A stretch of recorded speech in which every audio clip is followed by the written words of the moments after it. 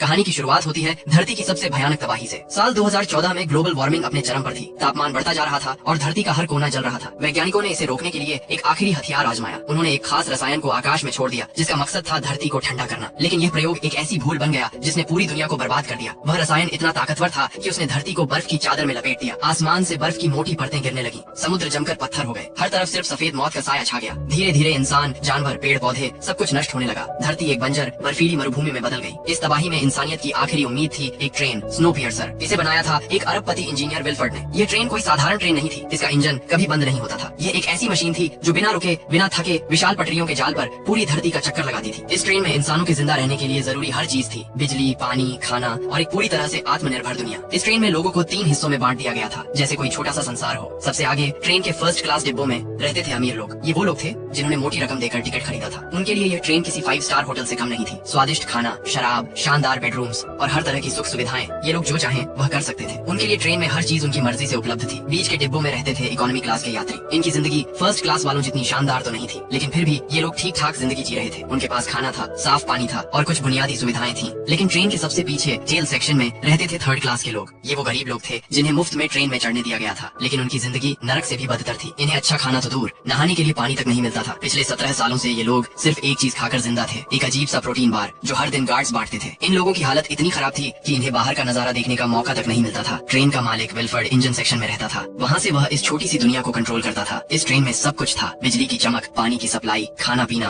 और यहाँ तक कि फर्स्ट और इकोनॉमी क्लास के बच्चों के लिए एक स्कूल भी। लेकिन ये सारी सुविधाएं सिर्फ अमीरों और मध्यम वर्ग के लिए थी। जेल सेक्शन वालों के लिए सिर्फ अंधेरा, गंदगी और वह प्रोटीन बार था। ये ट्रेन कभी नहीं रुकती थी। ये 24 घंटे चलती रहती थी और धरती का एक पूरा चक्कर लगाने में इसे 1 साल का वक्त लगता था। हर साल जब ट्रेन एक खास ब्रिज, येकातेरिना ब्रिज से गुजरती थी तो यह एक तरह का नया साल माना जाता था। यह ब्रिज ट्रेन के एक और साल पूरा होने का प्रतीक था। कहानी अब साल 2031 में पहुंचती है, जहां 2 गार्ड्स जेल सेक्शन में आए। इस बार उनकी मांग थी एक वायलिन वादक जो फर्स्ट क्लास के डिब्बों के लिए चाहिए था। एक बूढ़ा आदमी आगे आया। उसने कहा कि वह और उसकी पत्नी दोनों वायलिन बजा सकते हैं, लेकिन गार्ड्स को सिर्फ एक आदमी चाहिए था। जब उसने अपनी पत्नी के बिना जाने से मना कर दिया तो गार्ड्स ने क्रूरता की हद पार कर दी। उन्होंने उसकी पत्नी का हाथ तोड़ दिया और उसे जबरदस्ती अपने साथ ले गए। ये देखकर जेल सेक्शन में गुस्सा भड़क उठा। लोगों का सब्र जवाब दे चुका था। इसी बीच कर्टिस एवरेट और उसका दोस्त एडगर कुछ और कर रहे थे। वे प्रोटीन बार्स में छिपे हुए मैसेज की तलाश में थे। ये मैसेज कोई सामने के डिब्बों से भेजता था। जेल सेक्शन वालों की हालत इतनी खराब थी कि ये मैसेज उनकी आखिरी उम्मीद थे। तानिया, एक माँ, ने कर्टिस को बताया कि वह मैसेज जो वह ढूंढ रहा है उसके बेटे के प्रोटीन बार में है। कर्टिस ने बच्चे को बहलाकर वह बार लिया। उसने बार को तोड़ा और उसमें से एक छोटा सा कैप्सूल निकाला। कैप्सूल के अंदर एक मैसेज था, एक ऐसी चीज जो टेल सेक्शन वालों को बगावत के लिए प्रेरित करती थी। पिछले 17 सालों से ये लोग सिर्फ प्रोटीन बार खाकर जिंदा थे। उनकी हालत इतनी खराब थी कि वे अब बगावत के लिए तैयार थे। वे सामने के डिब्बों में जाना चाहते थे जहाँ सुख सुविधाएं थी, जहाँ जिंदगी थी। लेकिन यह आसान नहीं था। पिछले 17 सालों में उन्होंने 2 बार बगावत की कोशिश की थी और दोनों बार वे नाकाम रहे थे। टेल सेक्शन के लोग कर्टिस को अपना लीडर मानते थे, लेकिन कर्टिस खुद को लीडर नहीं मानना चाहता था। वह अपने अतीत से परेशान था। उसका अतीत एक ऐसा बोझ था जो उसे लीडर बनने से रोकता था। कर्टिस ने वह मैसेज गिलियम को दिखाया। गिलियम टेल सेक्शन का सबसे बुजुर्ग और समझदार आदमी था। वह कर्टिस को अपना लीडर मानता था, भले ही कर्टिस इसे स्वीकार न करे। इस बार मैसेज में एक नाम था, नामगुंग मिन्सु। नामगुंग वह शख्स था जिसने ट्रेन की सिक्योरिटी सिस्टम्स को डिजाइन किया था, लेकिन अब वह ट्रेन के जेल सेक्शन में बंद था। टेल सेक्शन वालों का प्लान था कि वे नामगुंग को छुड़ाएंगे। उसकी मदद से वे ट्रेन के सारे दरवाजे खोलकर इंजन सेक्शन तक पहुंचेंगे। अगर वे इंजन पर कब्जा कर लें तो पूरी ट्रेन उनके कंट्रोल में होगी। इससे उनकी जिंदगी बदल सकती थी। यह उनका आखिरी मौका था। उसी रात गार्ड्स और ट्रेन की सीईओ मेसन फिर से टेल सेक्शन में आए। इस बार वे बच्चों की मांग लेकर आए थे। गार्ड्स ने बच्चों की हाइट नापनी शुरू की। तानिया और एक और आदमी एंड्रयू अपने बच्चों टिमी और एंडी को छिपाने की कोशिश करते हैं, लेकिन गार्ड्स क्रूर थे। उन्होंने बच्चों को जबरदस्ती उठा लिया। एंड्रयू ने गुस्से में मेसन के सिर पर एक जूता फेंक दिया ताकि वह उनके बेटे को न ले जाए। मेसन बच्चों को लेकर चली गई, लेकिन कुछ देर बाद वापस आई। उसने वह जूता उठाया और टेल सेक्शन वालों को ताने मारे। उसने कहा, जैसे जूते की जगह पैर में होती है और हैट की जगह सिर पर, वैसे ही तुम लोग टेल सेक्शन में हो। अपनी औकात कभी नहीं भूलना चाहिए। ये सुनकर टेल सेक्शन वालों का खून खौल उठा। मेसन ने एंड्रयू को सजा देने का फैसला किया। उसने गार्ड्स को आदेश दिया कि एंड्रयू का हाथ ट्रेन के बाहर रखा जाए। बाहर की ठंड इतनी खतरनाक थी कि सिर्फ 7 मिनट में उसका हाथ पूरी तरह जम गया। फिर गार्ड्स ने हथौड़े से उसका हाथ तोड़ दिया। यह एक भयानक सजा थी। टेल सेक्शन में कई लोग ऐसे थे जिनके हाथ या पैर इस तरह की सजा की वजह से कटे हुए थे। शायद उन्होंने भी कभी बगावत की कोशिश की थी या कोई ऐसी गलती की थी जिसकी सजा उन्हें इस तरह मिली। यह देखकर कर्टिस और बाकी लोग और गुस्से में आ गए। अब बगावत का समय आ चुका था। कर्टिस को एक बात पर शक था। उसे लगता था कि गार्ड्स की गनों में गोलियां नहीं है। पिछले 10 सालों में हुए विद्रोहों में सारी गोलियां खत्म हो चुकी थी। चूंकि ट्रेन में नई गोलियां बनाने का कोई तरीका नहीं था, इसलिए कर्टिस को यकीन था कि गार्ड सिर्फ डराने के लिए खाली गने लेकर घूमते हैं। उसने अपने शक को परखने का फैसला किया। वह एक गार्ड के पास गया, उसकी गन अपने सिर पर रखवाई और ट्रिगर दबाया। जैसा कर्टिस को शक था, गन में कोई गोली नहीं थी। यह देखकर टेल सेक्शन वालों का हौसला बढ़ गया। उन्होंने गार्ड्स पर हमला कर दिया। गार्ड्स को मार गिराया गया और विद्रोही जेल सेक्शन तक पहुंच गए। जेल सेक्शन में उन्होंने नामगुंग मिन्सु और उसकी बेटी योना को छुड़ाया। दोनों क्रोनोल नाम के ड्रग के आदी थे और स्लीप चैम्बर्स में बंद थे। ट्रेन में सजा पाने वालों को इस तरह के चैम्बर्स में सुलाकर रखा जाता था। नामगुंग ने कर्टिस से सौदा किया। वह हर दरवाजा खोलने के बदले 2 क्रोनोल ड्रग की मांग करता था। कर्टिस ने यह सौदा मान लिया। योना में एक खास बात थी, वह दरवाजों के पीछे क्या है यह भांप सकती थी। जैसे ही वे अगले सेक्शन में पहुंचे, उनके सामने खिड़कियां आईं। 17 साल बाद टेल सेक्शन वालों ने पहली बार सूरज की रोशनी देखी। बाहर का नजारा बर्फ से ढका हुआ था। गिलियम, जो टेल सेक्शन का सबसे समझदार आदमी था, ये देखकर दुखी हो गया। 17 साल बीत चुके थे, लेकिन धरती की बर्फ अभी भी नहीं पिघली थी। ये देखकर टेल सेक्शन वालों का मन और टूट गया, लेकिन उनकी बगावत की आग बुझी नहीं थी। अगले डिब्बे में वे उस जगह पहुंचे जहाँ प्रोटीन बार्स बनाए जाते थे। कर्टिस ने मशीन के अंदर झांका और जो देखा उससे वह सन्न रह गया। प्रोटीन बार्स कॉकरोच को पीस कर बनाए जाते थे। यह एक घिनौना रहस्य था। कर्टिस ने इसे अपने तक ही रखा, क्योंकि वह नहीं चाहता था कि बाकी लोग इसे जानकर और टूट जाएं। उसे एक और मैसेज मिला जिसमें लिखा था वाटर। इसका मतलब था कि अब उन्हें ट्रेन के पानी की सप्लाई वाले सेक्शन पर कब्जा करना होगा। यह सेक्शन ट्रेन का सबसे अहम हिस्सा था। अगर वे इसे कंट्रोल कर लें तो उनकी बात मानी जा सकती थी। पानी की सप्लाई पर कब्जा करने का मतलब था कि वे विल्फर्ड और फर्स्ट क्लास वालों को मजबूर कर सकते थे। लेकिन यह काम इतना आसान नहीं था। जब वे अगला दरवाजा खोलने की तैयारी कर रहे थे, योना ने खतरे की आशंका जताई। उसने कहा कि दरवाजे के पीछे कुछ गलत है, लेकिन तब तक बहुत देर हो चुकी थी। जैसे ही दरवाजा खुला, सामने ढेर सारे हथियार बंद गार्ड्स खड़े थे। यह एक जाल था। गार्ड्स ने विद्रोहियों पर हमला कर दिया। यहाँ एक भयंकर लड़ाई शुरू हो गई। तभी ट्रेन में एक अनाउंसमेंट हुई। ट्रेन येकातेरिना ब्रिज से गुजरने वाली थी, जो हर साल के चक्कर को पूरा होने का प्रतीक था। गार्ड्स हैप्पी न्यू ईयर चिल्लाने लगे, लेकिन ट्रैक पर बर्फ की एक विशाल चट्टान थी जिससे ट्रेन हिलने लगी। योना ने खाई में एक प्लेन का मलबा देखा, जो पिछले साल की तुलना में अब ज्यादा साफ दिख रहा था। इसका मतलब था कि बर्फ धीरे धीरे पिघल रही थी। यह एक छोटी सी उम्मीद थी, लेकिन अभी विद्रोहियों के सामने जिंदगी और मौत की जंग थी। मिनिस्टर मेसन वहाँ पहुंची। उसने विद्रोहियों को ताने मारे और कहा कि उन्हें विल्फर्ड का शुक्रगुजार होना चाहिए, जिन्होंने उन्हें ट्रेन में जगह दी। उसने कहा कि टेल सेक्शन वाले अपनी औकात भूल रहे हैं। उन्होंने ट्रेन का बैलेंस बिगाड़ने की कोशिश की है और अब उन्हें इसकी सजा मिलेगी। उसने गार्ड्स को आदेश दिया कि टेल सेक्शन के 74% लोगों को मार दिया जाए, ताकि ट्रेन की आबादी कंट्रोल में रहे। ट्रेन अब एक लंबे टनल में घुसने वाली थी। गार्ड्स ने नाइट विजन गॉगल्स पहन लिए और अंधेरे में विद्रोहियों पर हमला शुरू कर दिया। कर्टिस ने अपने साथियों को मशालें जलाने का आदेश दिया। मशालों की रोशनी में टेल सेक्शन वाले गार्ड्स से भिड़ गए। यह एक खूनी जंग थी। लड़ाई के दौरान एक विद्रोही ने मेसन के एक कमांडर को पकड़ लिया, लेकिन मेसन ने उसे बलि चढ़ा दिया। उसने अपने कमांडर की जान की परवाह नहीं की। एक गार्ड ने एडगर को पकड़ लिया और कर्टिस को रुकने की धमकी दी। कर्टिस ने मेसन को पकड़ने की कोशिश की, लेकिन तब तक गार्ड ने एडगर को मार डाला। ये देखकर कर्टिस का दिल टूट गया। एडगर उसका दोस्त था और उसकी मौत ने कर्टिस को और गुस्से में भर दिया। आखिरकार कर्टिस ने मेसन को बंदी बना लिया। उसने गार्ड्स को रोकने का आदेश दिया। मेसन अब उनकी कैदी थी। पूछताछ में मेसन ने बताया कि बच्चे टिमी और एंडी सामने के डिब्बों में हैं। उसने कहा कि विल्फर्ड को बच्चे बहुत पसंद है, इसलिए उन्हें वहाँ ले जाया गया है। उसने यह भी बताया कि पानी की सप्लाई इंजन सेक्शन से आती है, जहाँ बर्फ को पिघलाकर पानी बनाया जाता है। टेल सेक्शन वालों का पानी पर कब्जा करने का प्लान बेकार था, क्योंकि पानी का कंट्रोल इंजन सेक्शन में था। अपनी जान बचाने के लिए मेसन ने कर्टिस को विल्फर्ड तक ले जाने का वादा किया। कर्टिस ने उसकी बात मान ली, लेकिन गिलियम ने उसे चेतावनी दी। उसने कहा कि जब कर्टिस इंजन सेक्शन में पहुंचेगा तो विल्फर्ड उसे अपनी बातों में उलझाने की कोशिश करेगा। गिलियम ने कहा उसकी जबान काट देना, क्योंकि वह बातों में फंसाने में माहिर है। कर्टिस, नामगुंग, योना, तानिया और कुछ साथी मेसन के साथ आगे बढ़े। वे फर्स्ट क्लास के डिब्बों से गुजरे, जो एकदम अलग दुनिया की तरह थे। वहाँ फल सब्जियों के बगीचे थे, हरे भरे पौधे, ताजे फल और रंग बिरंगी सब्जियाँ। ऐसा लग रहा था जैसे वे किसी दूसरी दुनिया में आ गए हों। अगले डिब्बे में एक विशाल एक्वेरियम था, जहाँ मछलियाँ तैर रही थी। यहाँ तक कि एक सुशी बार भी था। टेल सेक्शन वालों ने पहली बार सुशी खाई। उनके लिए यह किसी सपने की तरह था। कर्टिस ने मेसन को प्रोटीन बार खाने के लिए मजबूर किया, जो कॉकरोच से बना था। मेसन ने नाक भौं सिकोड़ी, लेकिन उसे खाना पड़ा। ये एक तरह से कर्टिस का बदला था। अगले डिब्बे में एक स्कूल था। यहाँ फर्स्ट क्लास के बच्चों को पढ़ाया जाता था, लेकिन यह कोई साधारण स्कूल नहीं था। यहाँ बच्चों का ब्रेन वॉश किया जाता था। उन्हें सिखाया जाता था कि विल्फर्ड एक भगवान की तरह है, जिसने इंसानियत को बचाया। टेल सेक्शन वालों को गंदा, कमीना और बेकार बताया जाता था। तानिया ने अपने बेटे टिमी की तस्वीर दिखाई और पूछा कि क्या किसी ने उसे देखा है। एक बच्चे ने बताया कि बच्चे सामने के डिब्बों में ले जाए गए हैं। ट्रेन उस जगह से गुजर रही थी जहाँ पिछली बगावत में कुछ लोग ट्रेन से कूद गए थे। बाहर की ठंड में वे तुरंत जमकर मर गए थे। स्कूल की टीचर बच्चों को उनकी लाशें दिखाती थी और कहती थी कि ट्रेन ही उनका घर है। अगर इंजन रुका तो वे भी जम जाएंगे। ये बच्चों को डराने का तरीका था, ताकि वे कभी बगावत के बारे में न सोचें। तभी एक आदमी अंडों की टोकरी लेकर आया। उसने न्यू ईयर के मौके पर बच्चों को अंडे बांटने शुरू किए। टेल सेक्शन वालों को लगता था कि अंडे और चिकन जैसी चीजें सालों पहले खत्म हो चुकी थीं। वे अंडे देखकर हैरान थे, लेकिन अचानक वह आदमी टोकरी से मशीन गन निकालता है। उसने मेसन के गार्ड्स को छुड़ाया और विद्रोहियों पर हमला शुरू कर दिया। उसी वक्त स्कूल की टीचर भी अपनी टोकरी से गन निकालकर कर्टिस और उसके साथियों पर हमला करती है। इस हमले में कर्टिस का एक साथी मर जाता है, लेकिन कर्टिस के दूसरे साथी ने टीचर के गले में चाकू फेंककर उसे मार डाला। कर्टिस और उसके साथी सीसीटीवी स्क्रीन की तरफ देखते हैं। वहाँ वे देखते हैं कि वाटर सेक्शन में फ्रैंको,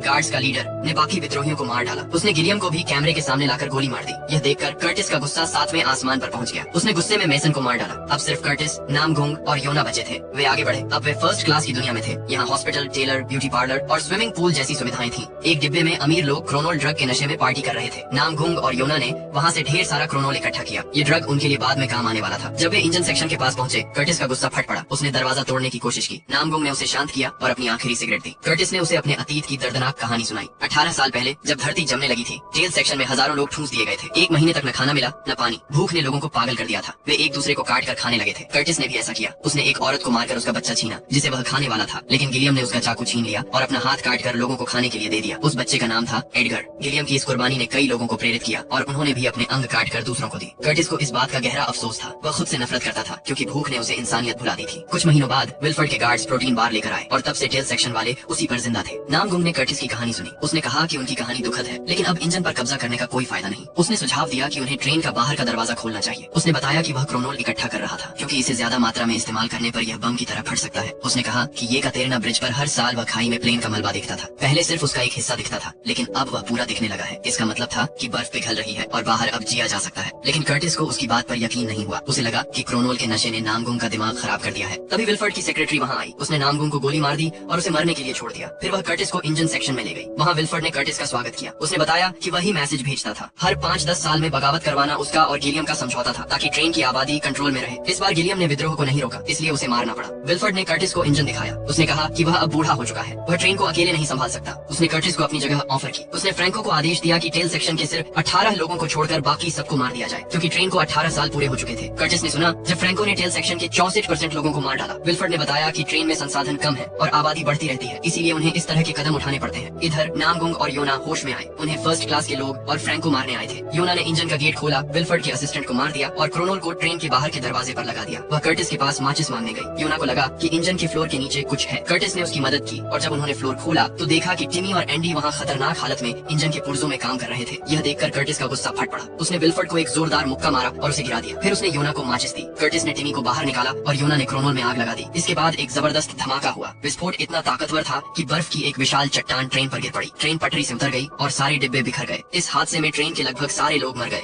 सिर्फ टिमी और योना बच पाए। वे ट्रेन के मलबे से बाहर निकले और पहली बार धरती पर कदम रखा। दूर एक पहाड़ी पर उन्हें एक सफेद भालू दिखा। ये एक संकेत था कि धरती अब फिर से जीने योग्य हो गई है। बर्फ पिघल रही थी और जीवन वापस लौट रहा था। यहीं पर कहानी खत्म होती है। अगर आपको ये वीडियो अच्छा लगा हो, चैनल को सब्सक्राइब जरूर कर लीजिए।